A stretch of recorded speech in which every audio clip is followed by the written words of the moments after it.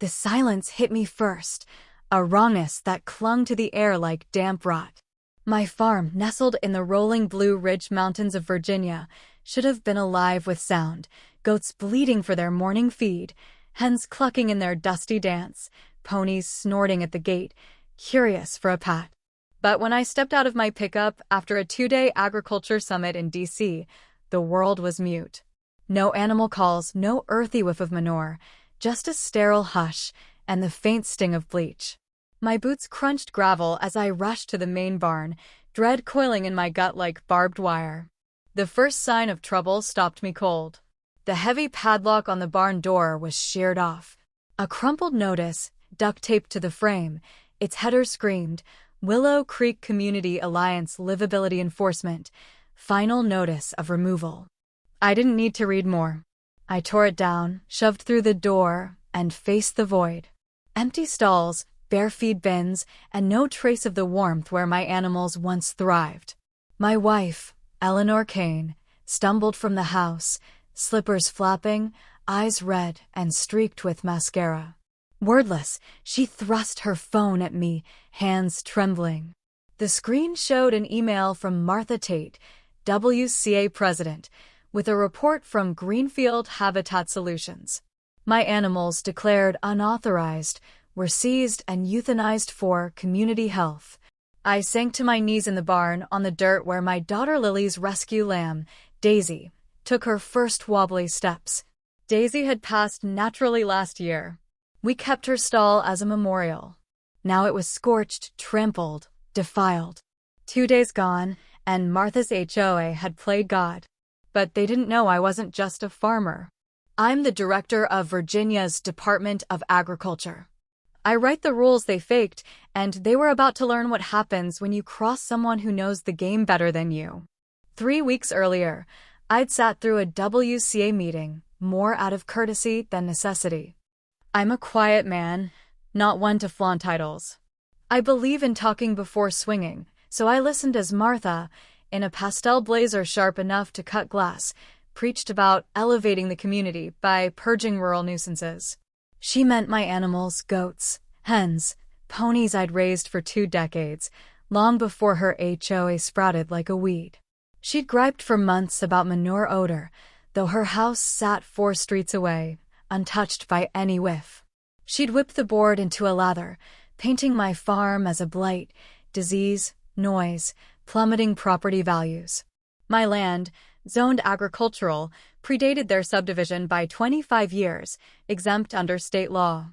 I explained this calmly, handing her the statutes. She glanced at them like I'd offered her a dead rat, smirking. We voted. This community has spoken. That vote, I later learned, was 3-2, the tiebreaker cast by her husband, Franklin Tate, who split time in Florida, barely a resident. Their bylaws were a mess, their authority flimsier than tissue. I warned them that seizing animals was theft, cruelty, and a violation of state code. Martha laughed. Sue us. I didn't sue, not yet. I filed an internal review, expecting diplomacy to work. I'd tamed dozens of HOAs in my career. Most backed off when the state knocked. But while I was away, they struck first, and they didn't just take my animals, they erased them. No vet, no notice, just a private crew with trailers and needles. The HOA's excuse was a 1-page email citing a 2004 pest abatement rule, repealed in 2012, claiming my animals were unvaccinated, a lie I could disprove with a glance at my records. I'd signed off on those health protocols myself. It was a sham, but it didn't matter. My herd was gone. Dave Morse, a Vietnam vet with a greenhouse down the road, came over that night, bourbon in hand, eyes blazing. They're hitting us all, he growled, showing a photo from his security cam. An unmarked truck outside my barn 2 nights prior, masked men loading crates. Find me for rain barrels, called my compost rat bait. No rats. 0. That night, Lily stood in the field, clutching Daisy's old ribbon, her voice small. Did they think animals don't feel? I had no answer, only fury, proof, and a mission. If Martha thought she could bury this in bureaucracy, she'd misjudged her target. I wasn't suing. I was dismantling her empire. By dawn, I was at my desk, papers fanned out like a battle plan. My badge glinting beside my coffee. I pulled the 2004 pest rule, issued for a poultry mite scare in another county, void since 2012. Their version was a clumsy fake right header, wrong font, no seal, no signature. I printed both, stapling them side by side. Next, Greenfield Habitat Solutions, no license, no veterinarian, just a P.O. box and a sketchy email. My deputy, Mitch Walsh, traced it to a man cited thrice for illegal animal transport. His last outfit shut down for dumping wildlife. It was unraveling fast. Martha had hired a thug, not a pro. I called the Attorney General's liaison, Tina Holt. By dusk, we'd opened a probe into WCA, Greenfield, Martha, and her board for unauthorized seizure and fraud. But I needed to face them, not just paper them to death. Thursday's WCA meeting was billed as a chat about landscaping upgrades and rebranding, no hint of the slaughter they'd greenlit. I didn't RSVP. I walked in mid-speech, Martha droning about fence colors, her blazer a saccharine pink. Flanking me were Deputy Nate Sims, uniformed, and Clara Morse, an AG enforcement officer, pushing a cart stacked with binders, video stills, and statutes. Martha's voice cracked as we entered, not because she knew my title, but because I wasn't alone. The room froze. A few residents clapped.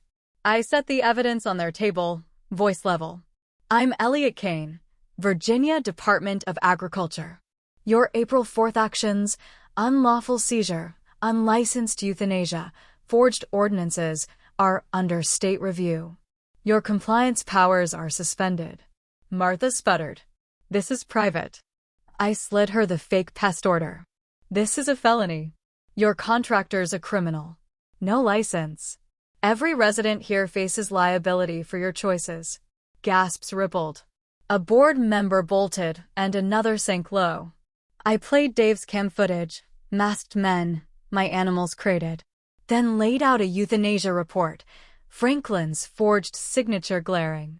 Nate took names as residents erupted. Tina Walsh, a beekeeper, yelled about her find hives. Wes Alton mourned his daughter's rabbit, stolen. Martha called me a bully. I countered. State law trumps bylaws. Your call was theft. I dropped the bomb. We're launching a rural community protection review. Your HOA's done. Cheers mixed with stunned silence. I left to applause, Dave grinning by my truck. Finally, retaliation hit fast. 3 days later, Mitch was offered $6,000 to ease his report. A woman, Melinda Crane, from WCA's livability crew, caught on his body cam. I sent it to Tina.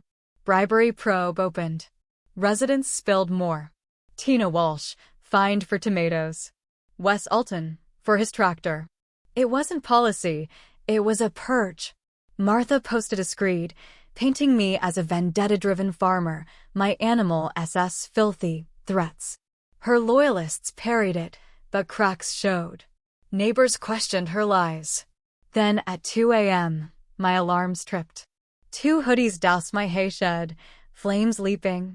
I hosed it down, but Daisy's memorial burned to ash. Footage caught Franklin's handyman and a WCA badge. Martha's prints were all over it. Lily stared at the ruin, fists tight. They hated her. I called Wes. Arson charges filed. Clara dug deeper, finding Martha's forged maps claiming my land, due siphoned to shells. The AG probed fraud, conspiracy. At a WCA meeting, Martha ranted, calling me a barnyard terrorist, streamed live. It tanked her. Memes crowned her tracksuit tyrant. Deputies cuffed her mid-tirade. Franklin, too. WCA dissolved, funds seized, and fines repaid. My farm hummed again. New goats, hens. Lily's hopes, scampering. Clara baked pies. Kids carved for Daisy's plaque. Judge Nora Tate bought Martha's place, her .45 ensuring quiet. We rebuilt Daisy's memorial. Blue sky bright. A co-op rose where WCA's office stood, now a hub for farmers. Lily led a harvest fest, placing a flower for Daisy. We're free. Peace settled. Files ready. In the wake of the scandal, Martha Tate and her accomplices were convicted on multiple charges, including fraud, embezzlement, and arson. The Willow Creek Community Alliance was dissolved, and its former office was transformed into a thriving agricultural cooperative, providing resources and support to local farmers. Stricter regulations were enacted to prevent HOA abuses, safeguarding the rights of rural landowners and ensuring that communities respected the state's agricultural heritage. The annual Harvest Festival became a symbol of resilience and community solidarity, celebrating the triumph of justice over tyranny.